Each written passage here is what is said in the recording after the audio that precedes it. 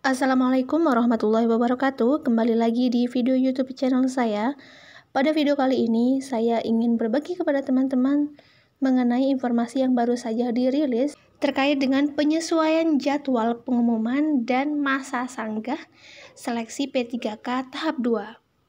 Selain itu, saya juga ingin berbagi informasi bagi teman-teman yang masih bingung bagaimana sih cara membaca atau mengartikan maksud dari hasil tidak lulus, tidak mengisi formasi, dan lulus dan mengisi formasi. Nanti saya akan jelaskan maksudnya.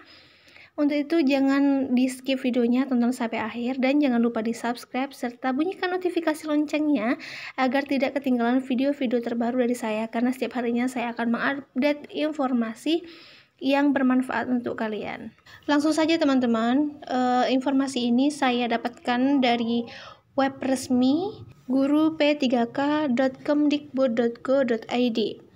Informasi ini berasal dari Kementerian Pendidikan, Kebudayaan, Riset dan Teknologi, khususnya pada Direktorat Jenderal Guru dan Tenaga Kependidikan. Informasi ini mengenai penyesuaian jadwal pengumuman dan proses sanggah hasil seleksi kompetensi yang kedua mengenai guru ASN atau P3K tahun 2021. Perlu saya jelaskan sedikit teman-teman, ini kenapa dibilang penyesuaian jadwal, karena sebelumnya dirilis informasi bahwa tentang pengumuman hasil seleksi kompetensi yang kedua atau P3K tahap 2 itu dilaksanakan pada tanggal 16 Desember tahun 2021, kemudian masa sanggahnya tanggal 17 sampai tanggal 19.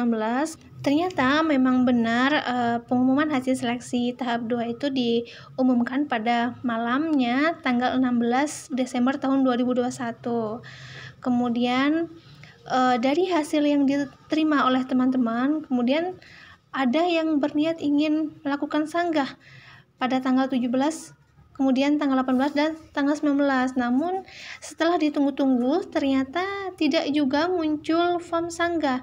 Nah, ini teman-teman tentu bertanya-tanya kapan dibuka masa sanggah. Nah, kemudian diluncurkanlah informasi ini bahwa memang terjadi penyesuaian jadwal pengumuman dan proses sanggah. Nah, ini diterbitkan pada tanggal 17 Desember kemarin. Setelah diluncurkannya informasi ini, teman-teman banyak yang bertanya, apakah pengumuman hasil seleksi P3K tahap 2 kemarin itu tidak berlaku? Nah, di sini saya akan jelaskan teman-teman, kalau pengumuman hasil seleksi tahap kedua yang teman-teman terima kemarin itu kan bersifat pribadi. Maksudnya adalah teman-teman hanya tahu nilai dari teman-teman sendiri, individu. Nah, kalau pada penyesuaian jadwal pengumuman hasil seleksi kompetensi yang kedua tanggal 21 Desember tahun 2021 ini, kemungkinan akan diberikan informasi lengkapnya berbentuk PDF di mana nanti akan direkap rankingan dari peserta yang ikut tes pada suatu instansi atau sekolah-sekolah. Nanti akan di-ranking tuh dari ranking 1 sampai banyaknya peserta. Kemudian muncul pertanyaan, apakah yang diumumkan kemarin yang lulus dan mengisi formasi itu akan bisa berubah? Jawaban saya adalah ya, bisa saja berubah teman-teman. Kalau yang lulus dan mengisi formasi kemarin bisa saja berubah menjadi tidak lulus. Karena apa? Ini adalah pengumuman sebelum masa sanggah. Nah, untuk pengumuman finalnya atau untuk pengumuman terakhirnya nanti akan diumumkan pada tanggal 31 Desember tahun 2021 teman-teman. Nah, bagi teman-teman yang dirasa ingin mengajukan sanggah, dipersilahkan untuk melakukan sanggah pada tanggal 22 sampai tanggal 24 Desember. Cara-caranya dan syarat-syaratnya ada di video YouTube channel saya, silahkan dicari. Baru saja kemarin saya rilis, silahkan teman-teman tonton dan pahami, dan apabila ada pertanyaan silahkan ditulis di kolom komentar. Nah, ini dia teman-teman video YouTube saya tentang bagaimana cara melakukan sanggah dan apa aja syaratnya. Bisa teman-teman lihat dan teman-teman pahami sendiri. Dan apabila ada pertanyaan silahkan ditulis di kolom komentar. Kalau ada waktu akan saya jawab. Kemudian teman-teman, dari banyak grup yang saya ikuti, banyak teman-teman guru peserta P3K yang bingung Apa sih maksudnya dari hasil tidak dapat mengisi formasi, kemudian tidak lulus ataupun lulus dan mengisi formasi? Ini maksudnya gimana dan bagaimana sih langkah selanjutnya? Setelah penjelasan berikut ini, nanti saya akan jelaskan dengan detail teman-teman. Dan untuk teman-teman yang bingung, ini kenapa nilai sosiokultural saya 0? Nah, ini sudah digabung ya teman-teman dengan nilai manajerial atau manajerial sosiokultural atau MANSO. Nah, ini sudah digabung. Jadi teman-teman tidak perlu khawatir atau tidak perlu menyanggah terkait dengan nilai sosiokultural ini teman-teman. Dan bagi teman-teman yang masih salah tafsir atau salah tanggap terkait dengan nilai teknis murni dan nilai teknis afirmasi ini, nilai teknis murni ini adalah nilai teknis yang murni Anda dapatkan pada waktu tes. Dan kemudian nilai teknis afirmasi ini setelah nilai teknis murni ditambahkan nilai afirmasi. Nah, didapatkanlah nilai teknis afirmasi, teman-teman.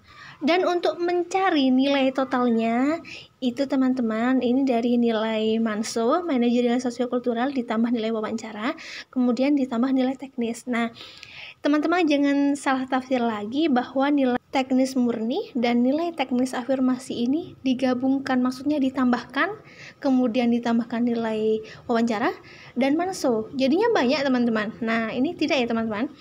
Yang benar adalah MANSO ditambah wawancara, kemudian nilai teknis hasil afirmasi. Nah, kemudian didapatkanlah nilai total keseluruhan. Jadi jangan salah tafsir lagi teman-teman. Untuk yang masih bingung terkait dengan penjelasan saya, silahkan ditulis di kolom komentar ya teman-teman.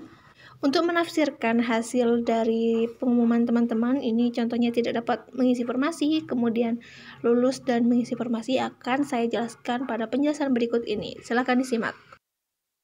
Nah, berikut teman-teman penjelasan saya terkait dengan keterangan hasil P3K tahap yang kedua.